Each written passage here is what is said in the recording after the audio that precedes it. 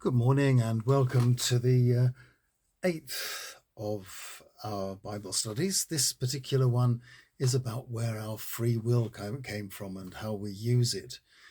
It also raises certain questions about how we walk around this world feeling so guilty all the time. The reading this morning is from Genesis chapter 3, verses 6 to 13. And I'll turn you around so you can see it. The woman noticed how lovely the tree looked and how good its fruit would be to eat, and she considered how amazing it would be to become wise. So she took some of the fruit and ate it, and then she gave some to her husband, who was with her, and he ate it too. No sooner had they eaten it than they were given knowledge. They realized that they were naked. So they sewed fig leaves together to make coverings for themselves. That night, once the air was cool, they heard Yahweh God walking in the garden, and they both hid from him among the trees. But Yahweh God called out to the man, "Where are you?" He answered, "I heard you in the garden. I was scared and I hid from you because I was naked." God asked, "Who told you that you were naked? Have you eaten the fruit I told you not to?"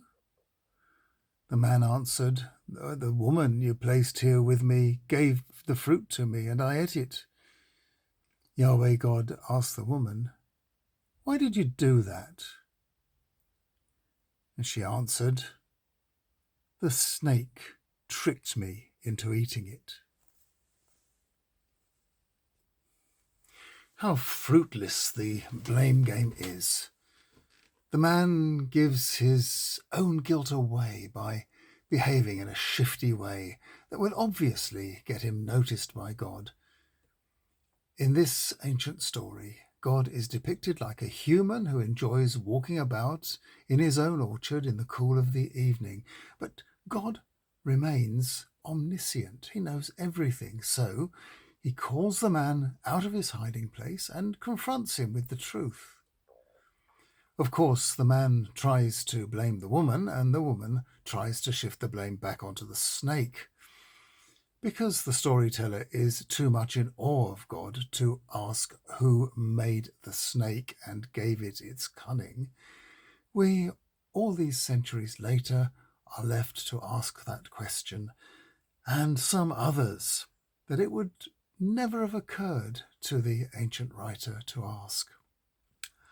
God made us and gave us sufficient freedom to ask questions and to explore our boundaries. How independent is the snake from the questioning mind of the woman? Might she not have asked questions about the tree and its fruit of her own accord? If so, the snake is a function of her mind and nothing less. If God gave us this ability, is it, in the end, God's fault that we actually use our freedom, sometimes with a good result, like the naming of the animals, and sometimes not, in the case of eating the fruit of the forbidden tree? We are being asked to look at ourselves and contemplate what kind of creatures we are. Each of us will come to our own conclusions, which will mostly fall along these lines. First, I realize that surprisingly, I exist. Then I ask why I exist, and to what degree do I have independence of thought and freedom of action? Then I ask how I am to know what is good and bad, by way of my words and actions in the world. And insofar as I have the freedom to do so, I am faced with complicated dilemmas about whether to do the things that I delight in or please me, as at the expense of others and of the world, and to what extent the world and other people depend on me for their welfare and prosperity. In the story, we are shown the man's embarrassment at his own nakedness in front of God.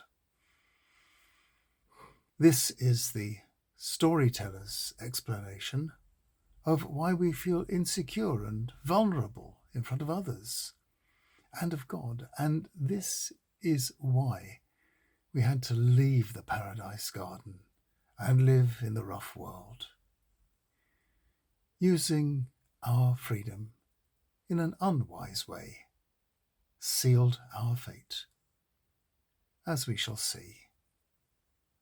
Tomorrow we look at the struggle for survival outside of paradise.